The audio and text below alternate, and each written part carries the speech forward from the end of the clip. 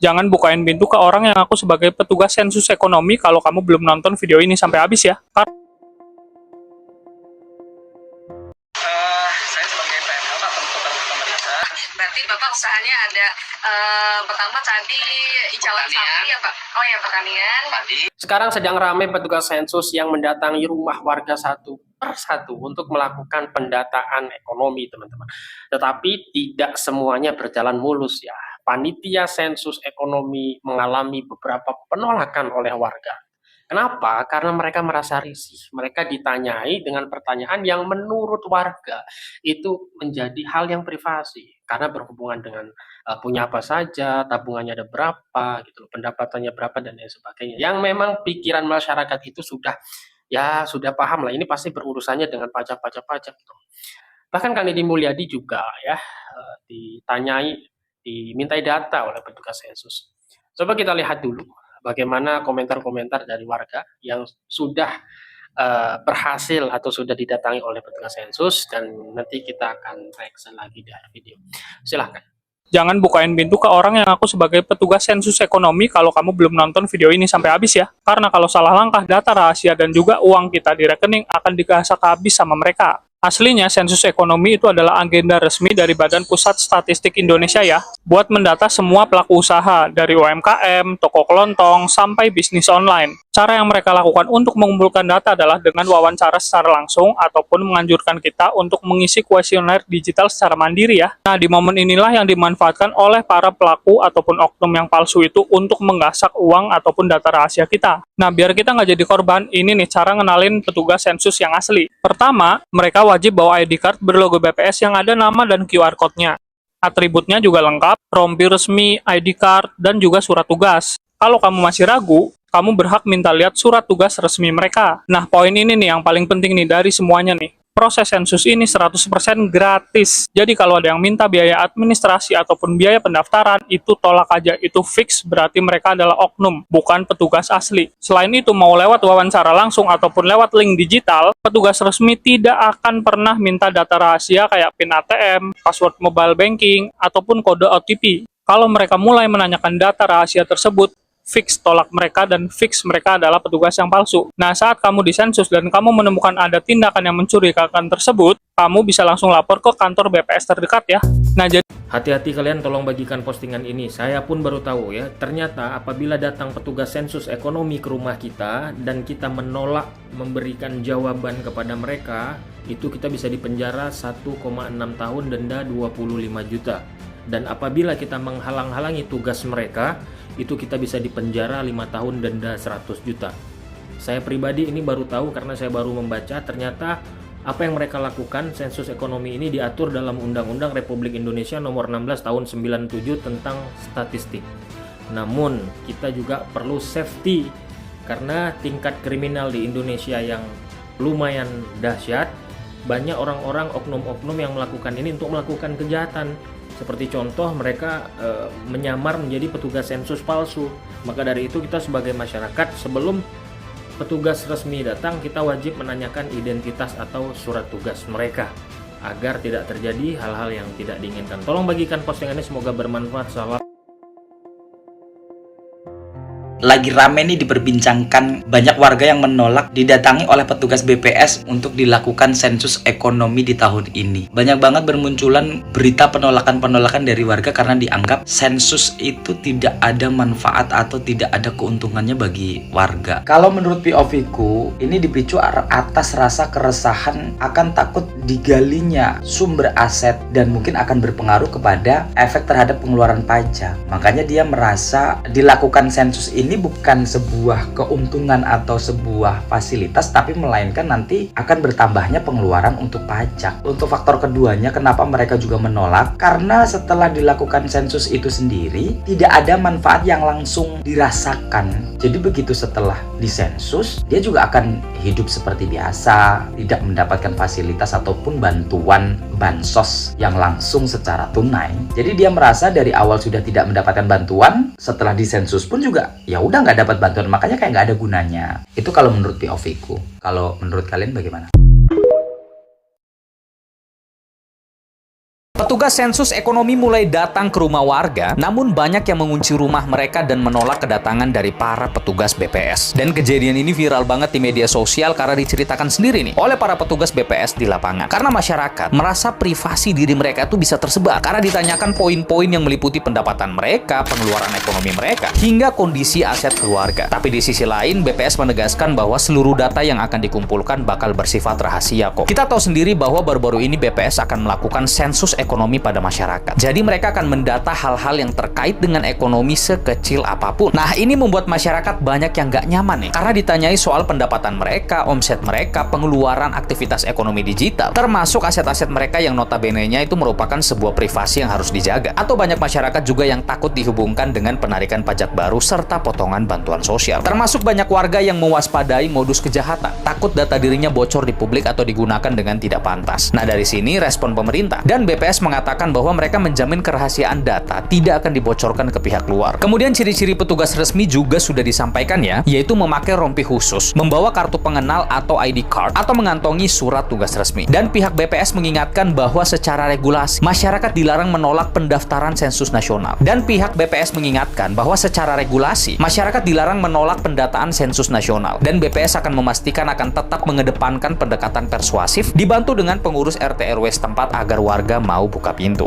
Bang, bahas ini ada sensus penduduk. Datang ke rumah terus nanya-nanya gaji. Risih banget. Menarik nih. Rumah kamu udah datengin belum sama petugas sensus? Jadi belakangan ini banyak yang rumahnya didatengin kayak gini nih. Pada ditanya, suaminya kerja apa, gajinya berapa, rumah pakai AC apa enggak, punya mobil apa enggak, dan sebagainya. Nah, kelihatannya banyak warga yang nggak suka diginiin. Ada yang sengaja ditinggal mandi biar petugasnya pergi. Besoknya datang lagi. Ada juga warga yang nanya-nanya balik ke petugasnya. Ditanya, ini gunanya buat apa? Tapi petugasnya nggak bisa jawab dan malah marah. Selain itu juga ada petugas sensus yang bikin video kayak gini nih. Ngapain sih ngambil job sensus? Kerja panas-panasan harus datangin rumah ke rumah, palingan gajinya nggak seberapa. Maaf bos, gaji kita 2 digit, izin. Makanya kemarin itu viral tulisan warga yang ini. Kami menolak sensus karena tidak ada manfaatnya bagi kami selaku masyarakat. Bagi kami kalian hanya kedok doang untuk pembuatan peraturan pajak baru. Kami masyarakat tidak bodoh. Lah masa iya pemerintah lakuin sensus biar bisa nambahin pajak lagi? Nggak mungkin lah. Nggak mungkin. Nah, di waktu yang sama ada berita ini nih. Penjual online bakal kena sensus. BPS bilang ternyata ada yang kaya dari jualan di marketplace. Saya pas baca ini bingung. Emang kenapa kalau ada rakyat yang jadi kaya karena jualan dari usaha sendiri? Netizen komen, sensus tuh akal-akalan buat ngedata pajak. Bener bang, gue nyensus malah ada pertanyaan punya emas berapa gram. Sampai tabung gas aja ditanyain ada berapa. Yang ditanya harta melulu, tapi nggak pernah ditanya susahnya apa, kendalanya di mana. Detail tentang sensus bisa kamu baca di artikel-artikel ini. Tapi dari pemerintah sendiri sih ada berita ini nih. BPS tegaskan data sensus ekonomi 2026 tak dipakai untuk pajak. Kalau menurut kamu gimana? Saya mau dengar pendapat kamu. Berdiri aja mas, nggak usah duduk, itu sepatunya harusnya dilepas itu, nggak boleh masuk itu. Maaf Bu, maaf. Nggak apa-apa mas, ini mas banyak pertanyaan nih. Iya Bu, siap. Ini yang disensus itu cuman usaha warungan atau semua warga itu? Untuk sensus ekonomi 2026 kami mensensus semuanya Ibu, dari pengusaha, pekerja maupun yang di rumah, seperti itu. Disensus semua jadi tahun 2026. Oh, kenapa untuk usaha-usaha kayak gitu pertanyaannya lebih mendetail banget sih mas? Saya rasa saya membaca di googling ya mas, untuk tahun 2000 yang dulu itu 2016 itu pertanyaannya nggak sedetail ini mas, dari komenan-komenan yang saya baca. Kenapa untuk tahun ini itu jelimet banget begitu? Apa memang larinya mau ke pajak sih mas? Saya baca-baca dari komenan orang kan mesti pajak ya bu, kita semuanya takut lah tentang hal itu. Ya, untuk sensus ekonomi itu dikatakan oleh Ketua Sensus Ekonomi BPS Pusat di Jakarta itu terlengkap sepanjang sejarah 2026, karena pada saat 2016 itu sensus sebelum ini kan per 10 tahun Ibu. Jadi itu melengkapi semuanya, dan ini tidak, sekali lagi tidak ada kaitannya dengan perpajakan. Masalah itu penilaian masyarakat dari kami sendiri selaku mitra BPS Ekonomi, sensus ekonomi itu tidak ada sama sekali tentang pengikutan atau wacana perpajakan. Hanya mensensus ekonomi, yaitu bagaimana jenengan dalam berdagang, modalnya berapa, itu kan tentang ekonomi. Nah, kebetulan Ibu itu pengusaha. Seperti itu Ibu. Ya udah dibilangin dari kemarin Mas, bukan pengusaha, cuman warungan Mas untuk menyambung hidup ya Bu. Nih, Bu Yakul juga disensus Bu.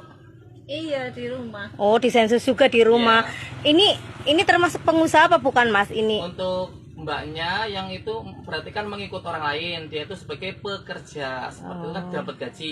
Nah, pengusahanya adalah yang memiliki mbaknya tersebut. Jadi di mana dia bekerja, PT itulah yang disebut pengusaha. Seperti itu Ibu. Iya, ini kan namanya masyarakat ya Mas, takut kayak gitu loh. Apalagi pertanyaannya itu dikorek-korek kayak gitu. Saya sendiri itu untuk saya itu banyak banget pertanyaannya, kemarin ada berapa ratus Mas? Untuk Ibu pengusaha 477 kurang lebihnya seperti itu. 477 sampai nggak kelar-kelar untuk pertanyaannya, Masya Allah. Iya. Sampai dikorek-korek Bu untuk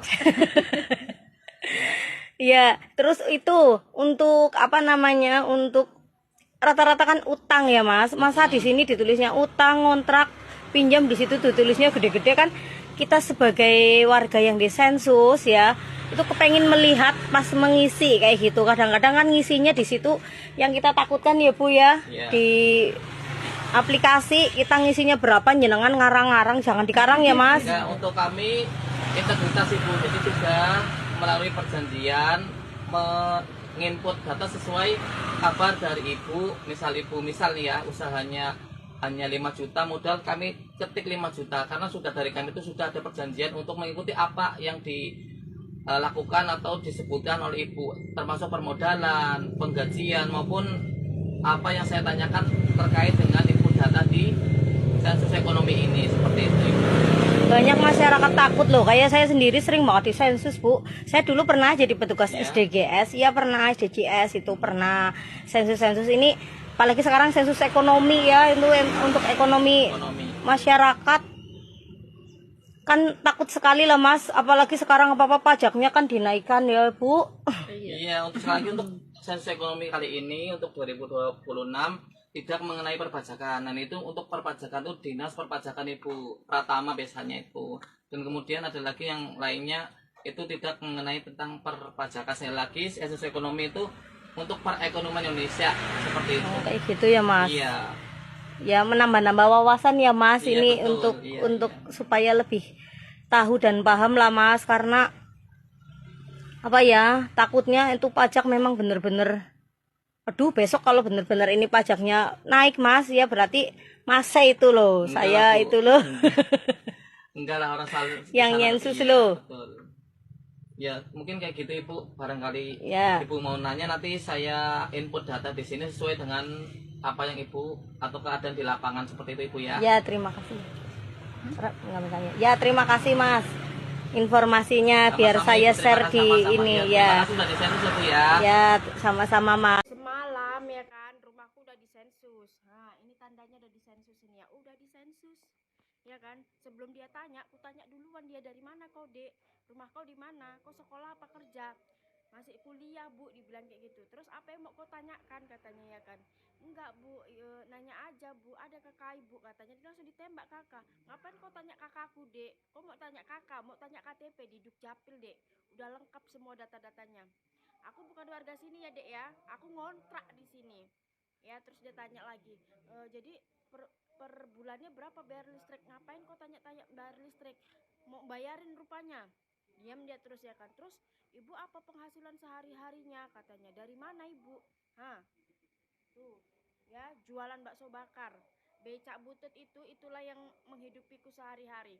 Jadi bapak kerjanya apa? Ya itu jualan bakso bakar juga. Seberapa kali jualan bakso bakar Dek? Biar tahu kau ya Dek ya. Ada nggak rekening listriknya? Nggak usah tanya-tanya lagi. Mau bayarin kau rupanya. Sebenarnya Dek, yang kau tanya itu ada nggak hutang Ibu? Kayak mana? Enak nggak Bu jadi warga WNI Bu? Enak nggak Bu? Ya kan. Maunya Ibu kayak mana? Ya mau gaji berapa? Penghasilan kayak mana? Ekonominya kayak mana Bu?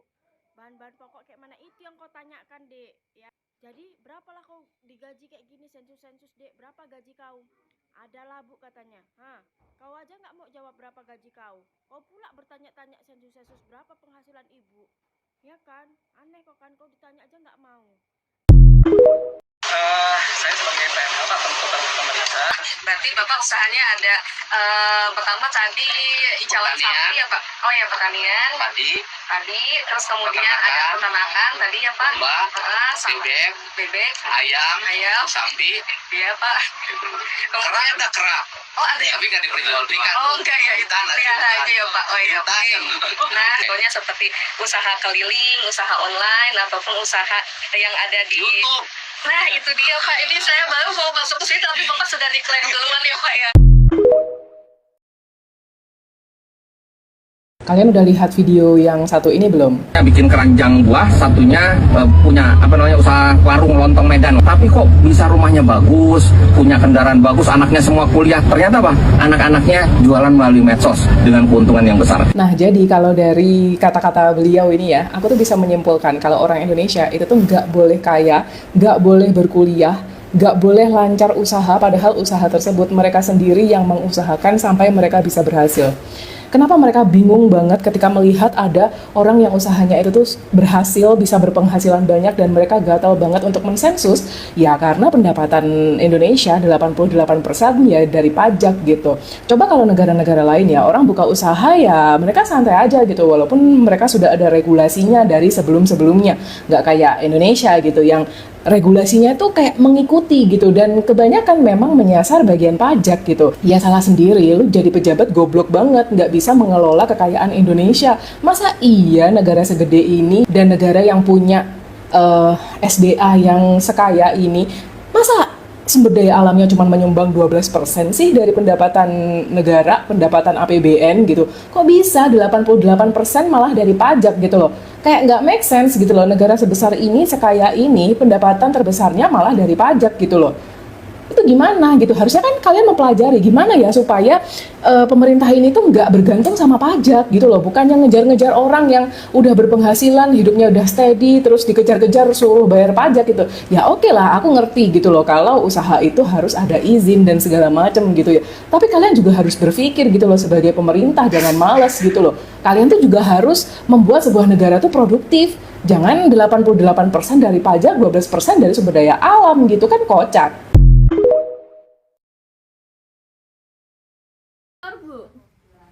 Boten Mbak, niku titipane Gusti Allah.